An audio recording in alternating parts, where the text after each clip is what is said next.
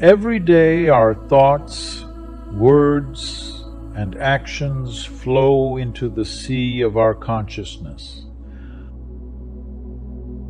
Our sense perceptions are continuously feeding our consciousness. The imprints of all our experiences and perceptions are stored as seeds in the deepest level of our mind, called the store consciousness. There are also seeds that contain the inherited habit energies of all our ancestors and affect our pattern of seeing, feeling, and thinking.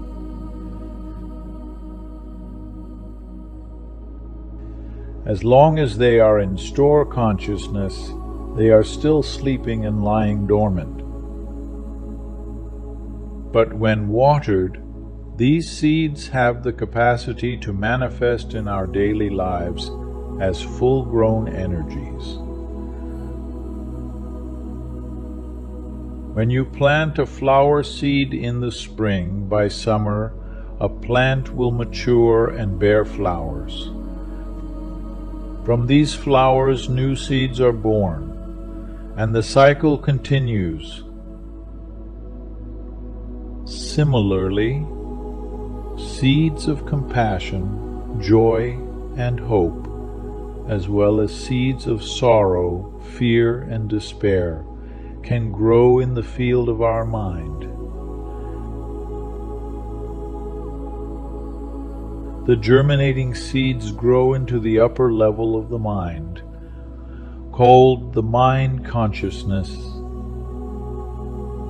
Mind consciousness, our everyday waking state of consciousness, should be like a gardener, mindfully attending to the garden, the store consciousness.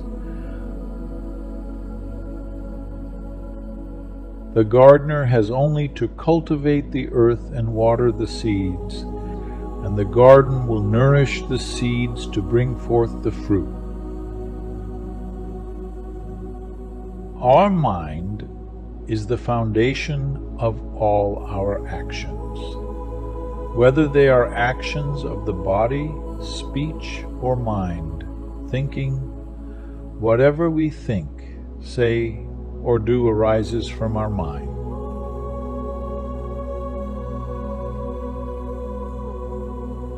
What our consciousness consumes becomes the substance of our life, so we have to be very careful which nutriments we ingest.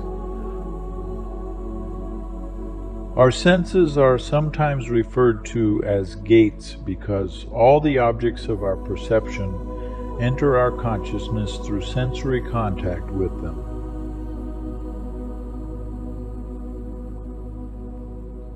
The mind consciousness, the gardener, has to be an attentive guard at these gates of our senses and carefully choose which sense impressions to allow in.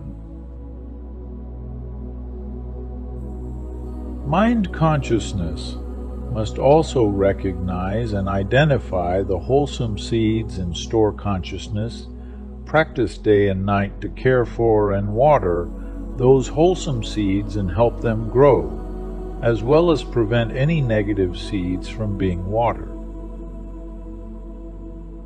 The way we do this is through mindfulness. According to Buddhist psychology, when a seed rises up from store consciousness into our mind consciousness, it becomes a mental formation.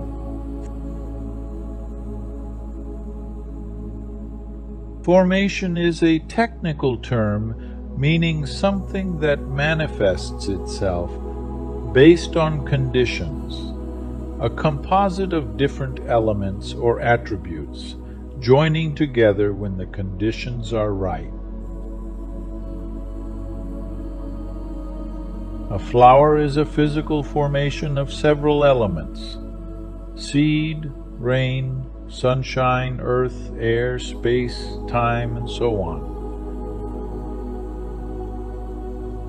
When these elements come together under the right conditions, a flower manifests itself. Fear is a mental formation.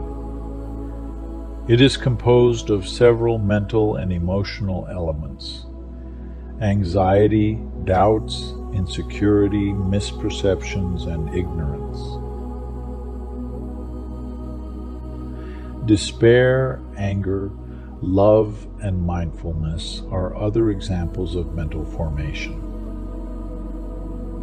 These are merely symbols or names that we use to describe the experience resulting from the interactions between our sense organs and their sense objects, which give rise to all kinds of mind states, including responses to thoughts, feelings, perceptions, mental trauma, and memory. Lying deep down at the bottom of the store consciousness are all kinds of seeds.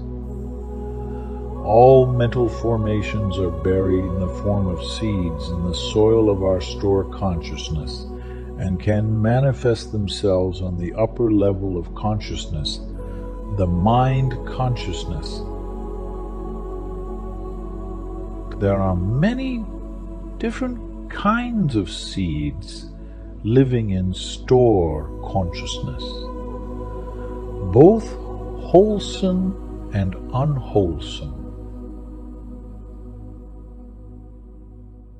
Wholesome seeds include seeds of love, gratitude, forgiveness, generosity, happiness, and joy. Unwholesome seeds include hatred, discrimination, jealousy, anger, and craving. For example, our hatred is a mental formation. When it is not manifesting itself, we do not feel hate. However, that does not mean that the seed of hate is not in us. All of us have the seed of hate in our store consciousness. We can be very open-hearted and loving and not feel any hate at all.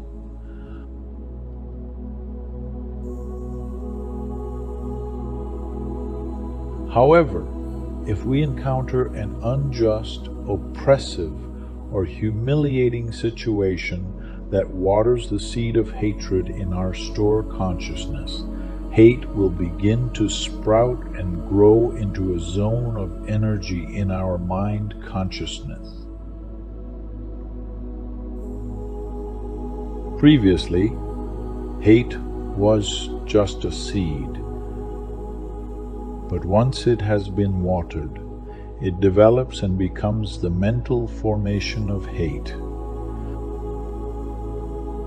We then become angry and full of ill will, experiencing hateful thoughts and physical tension. Whenever a seed manifests itself in our mind consciousness, we absorb it as food for our consciousness. If we allow anger to come up into our mind consciousness and stay for a whole hour, for that whole hour we are eating anger. The more we eat anger, the more the seed of anger in our store consciousness grows. If you have a friend who understands you well and offers you words of comfort and kindness, the seed of loving kindness will arise in your mind consciousness.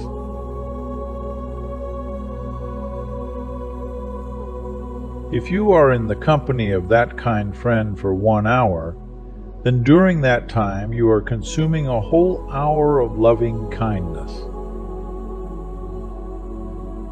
Any seed, wholesome or unwholesome, that has an opportunity to manifest itself as a mental formation at the level of the mind is strengthened at its root in store consciousness.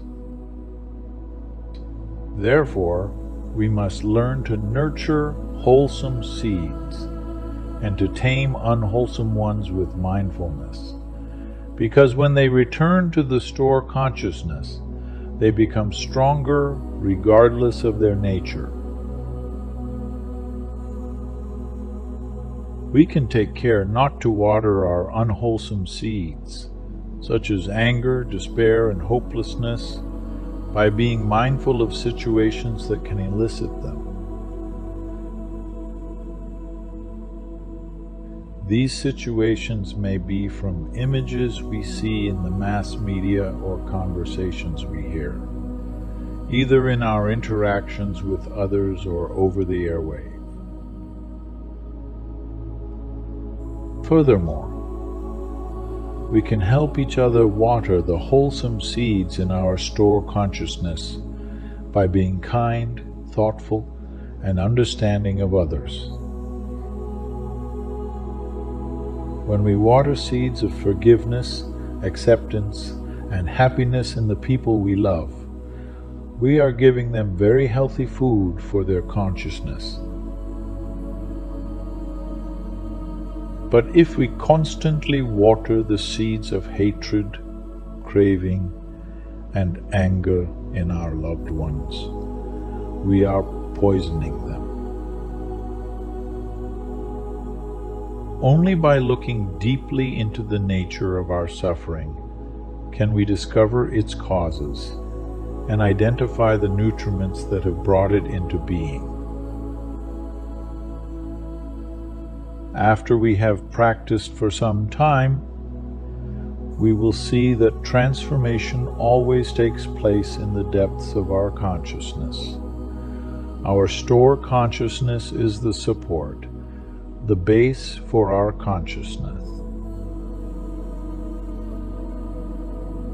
If we know how to acknowledge and recognize the presence of the mental formation, embrace it, calm it, and look deeply into it, we will gain insight. This insight can liberate us and transform our afflictions in their form as seeds so that they no longer arise in mind consciousness. When fear, despair, anger, or pain is active in our consciousness, we can draw on mindfulness to bring us relief. If anger, fear, and despair are dormant, they will not be perceptible in our consciousness, and our life will be much more pleasant. Yet, we ingest the toxins of violence, fear, and anger every day from our environment, including the media. We also ingest unwholesome interactions with others or painful memories from the past. So the negative seeds are frequently watered and become stronger and stronger. These negative emotions of anger, fear, and violence then become an integral part of our everyday lives, blinding us from seeing things clearly and keeping us in ignorance, which is the cause of suffering. However, if by cutting off their food or nutriments we do not allow these seeds of negative emotions to grow, we will not be overcome by violence, fear, or anger.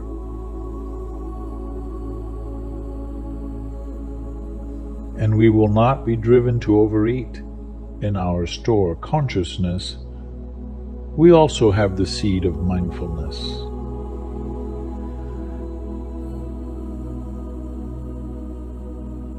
If we water the seed of mindfulness often, it will grow stronger, because all the seeds are interdependent in nature. The state of one seed can influence the state of all others. A strong mindfulness energy can help us transform our negative emotion.